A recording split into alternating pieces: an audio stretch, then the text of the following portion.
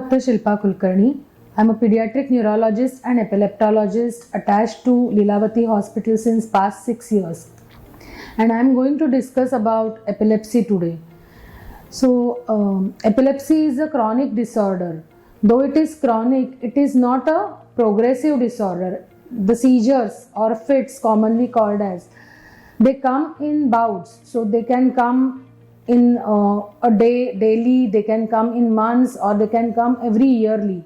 But whenever they present in a very drastic way with multiple abnormalities like multiple movements. There is increase in the accident proneness with these seizures. There are various types of seizures or convulsions which are commonly called as, or fits in layman's term. They usually come with motor abnormalities, they may come with unconsciousness, they may come with different types of movements, abnormal movements. Basically, it comes suddenly, it can come in sleep, it can come in awake state, and child may develop injuries because of this epilepsy. When you see about epilepsy is commonly seen in pediatric age group and geriatric age group, that is in old age and in young age. And most commonly, epilepsy presents in the first year of life. These epilepsies can be because of various causes. In pediatrics, especially mainly because of brain injury at birth, or maybe because of the structural abnormalities which are there since fetal period of baby, or it can occur because of some infections in the brain like tuberculosis, neurocysticercosis, or it could be a lot of epilepsy secondary to genetic abnormalities. So there are families in which you can get this type of seizures which can come in that particular age group.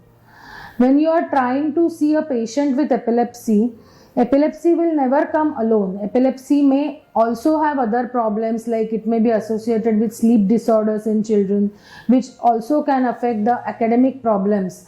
So management of epilepsy or epilepsy both can have effect on the child's academic career. So that is why it is very important to manage epilepsy timely and in a proper manner.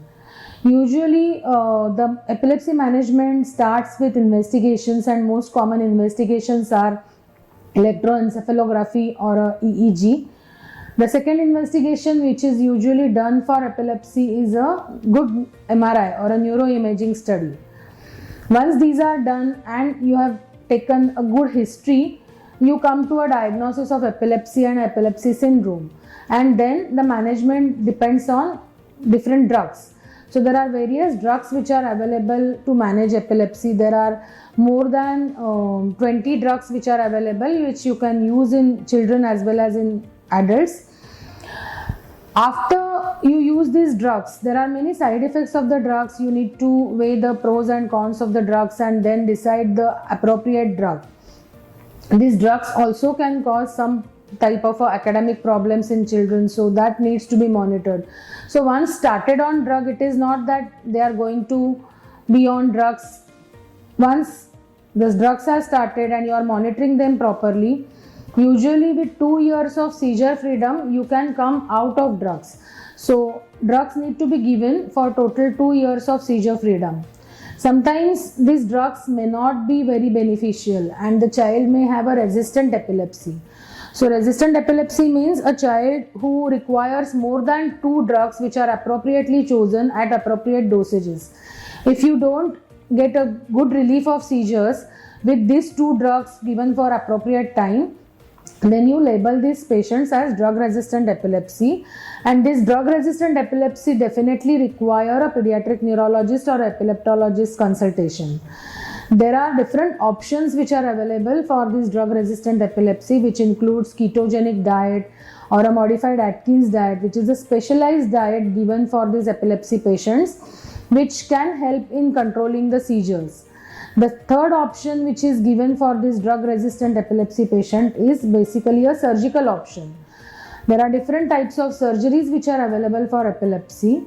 One is a totally curative type of a surgery or a resective surgery, that is called as, and the second one is called as a palliative surgery, in which you can reduce the number of seizures which are causing a accident proneness. So there are different types of drop attacks which are there, and you can have surgeries which can control these drop attacks, which will prevent injury, and the child can move around easily in his normal surrounding.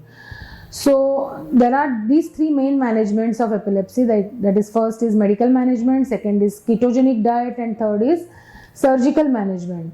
There are different appliances which are also now available, like vagal nerve stimulation, which also can be used in cases of resistant epilepsy. So a primary basic epilepsy can be treated initially by a pediatrician. Ideally, it is supposed to be treated by a pediatric neurologist, finding out exactly what is the type of epilepsy, what epilepsy syndrome that child fits in. But once the child has a resistant epilepsy, that is resistant to two anti-epileptics, the child needs to be evaluated by a pediatric neurology center, a center where there is all the facilities for pre-surgical workup or a pre-diet workup which are available. The second point with this with this epilepsy patient is they usually don't come alone. They usually have many comorbidities, like they have attention deficit hyperactivity disorder, they have autistic spectrum disorder, they have intellectual disability, they have sleep disorders. All of them can increase the burden of epilepsy per se. So lot of academic issues, behavioral issues can crop in because of epilepsy, or it can be a comorbidity with this ADHD and ASDs, or it can be because of the drugs.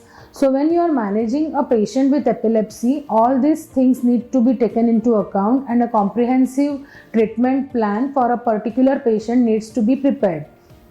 So all of this is available in Lilavati Hospital.